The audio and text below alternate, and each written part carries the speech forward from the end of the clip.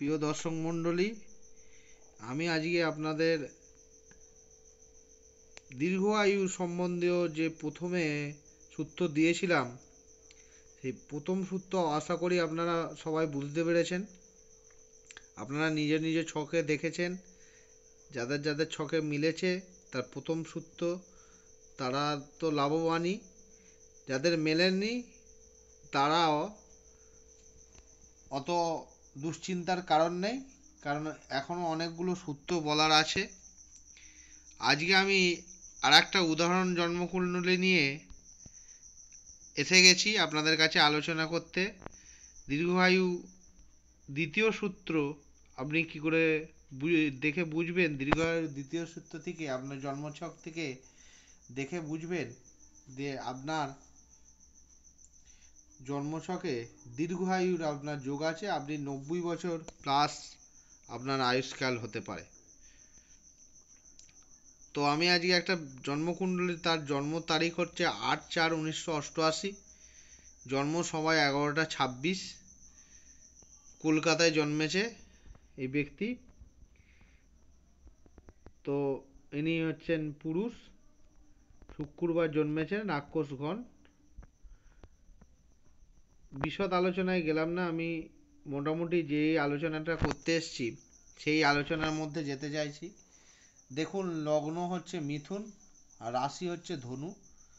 তো লগ্নাধিপতি বুধ আর এইদিকে রাশি অধিপতি বৃহস্পতি। এখানে যে আপনাকে সূত্রটা, দ্বিতীয় সূত্রটা যে দেখাবো, এই দ্বিতীয় সূত্র দেখার জন্য এটাও এখানে জন্মছক দেখতে হবে, জন্মছকের ডিগ্রিটা দেখতে হবে এবং প্রতিটা গ্রহের ডিগ্রির থেকে আত্মাকারক গ্রহ বার করতে হবে। তো এখানে লগ্নে মিথুন রাশি, মিথুন লগ্ন 28 ডিগ্রি, সূর্য মীন রাশিতে আছে 24 ডিগ্রি, চন্দ্র ধনু রাশিতে 4 ডিগ্রি, মঙ্গল মকরে আছে 7 ডিগ্রি, আর বুধ মিনে আছে 12 ডিগ্রি, বৃহস্পতি মেষে আছে 13 ডিগ্রি, শুক্র বৃষ রাশিতে আছে 10 ডিগ্রি, শনি 8 ডিগ্রি, রাহু কেতু 28 রেট্রোগ্রেড অবস্থায় যেমন থাকে আছে। তো আপনাদের যেটা হচ্ছে মেন ব্যাপার, আপনাদের যেটা আমি দেখাতে চাইছি যে আত্মাকারক গ্রহ আপনি কাকে বলবেন, মানে আত্মকারক গ্রহ যে গ্রহটি আপনার সবথেকে বেশি ডিগ্রিতে অবস্থান করবে সেটা হচ্ছে আপনার আত্মাকারক গ্রহ। তো আত্মাকারক গ্রহ এখানে দেখুন সূর্য আছে। এবার জন্মছকে যদি যায়, সূর্য তার তৃতীয় পতি, লগ্নের দেখুন দশমে অবস্থান করছেন সূর্য। তা এখান থেকে তৃতীয় পতি লগ্নের দশমে অবস্থান করছে এখানে সূর্য বুধ। এখানে তৃতীয় পতি লগ্নের তৃতীয় পতি তৃতীয় আছে কেতু। এবার এখানে সূত্রটা এইটাই, আত্মাকারক গ্রহ সূর্যর মতন গ্রহ যদি তৃতীয় পতি সে দশম স্থানে থাকে, তাহলে এখানে একটা দীর্ঘায়ু যোগ তৈরি হয়।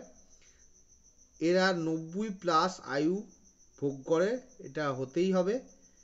এখানে যেহেতু সূর্যের, প্রথমেই আবার বলি, 24 ডিগ্রিতে আছে এই আত্মাকারক গ্রহ, সূর্যের মতন আত্মাকারক গ্রহ যদি কারোর তৃতীয় পতি দশমে থাকে, সূর্য এখানে যখন লগ্ন যদি মিথুন হয়, তাহলে আপনার সিংহ রাশির অধিপতি সূর্য, সে তৃতীয় স্থানের অধিপতি, সে দশম আছে। তৃতীয়র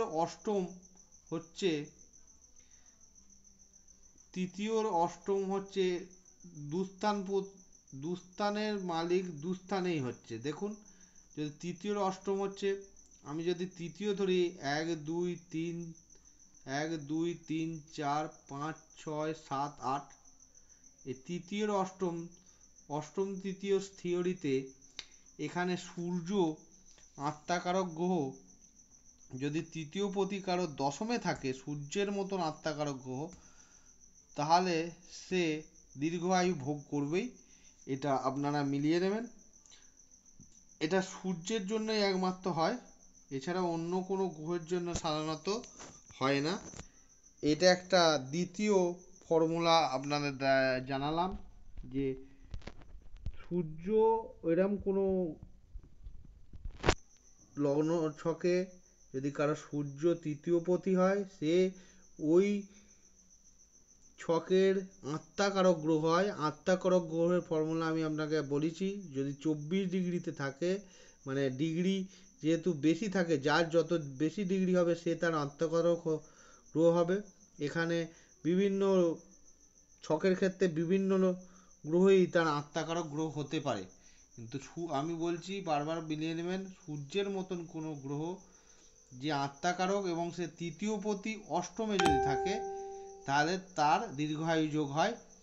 কিন্তু এটাও আপনারা দেখে নেবেন যে সূর্য ছাড়াও যদি কোনো আত্মাকারক গ্রহ যদি সে তৃতীয় পতি দশমে অবস্থান করে, তাতেও আপনারা দীর্ঘায়ু যোগ পাবেন, কিন্তু আপনাদের আয়ুষ্কাল সেখানে 90+ হবে না, সেখানে 75 থেকে 85 পর্যন্তই হওয়া বাঞ্ছনীয়, এর বেশি হবে না। কিন্তু এই যে ছকের জন্য, জন্ম ছকের জন্য আমি যেটা দেখালাম, এনার আয়ু যেহেতু সূর্যের মতন একটা পাপী গ্রহ, এটা দেখাচ্ছি। ধন্যবাদ। আশা করি আপনারা এইটা বুঝতে পারলেন। আপনারা আশা করি আমার চ্যানেলটা সাবস্ক্রাইব করবেন এবং বেল আইকনটা দাবিয়ে দেবেন, আমার নতুন নতুন তথ্য পেতে আপনাদের দেখাবো।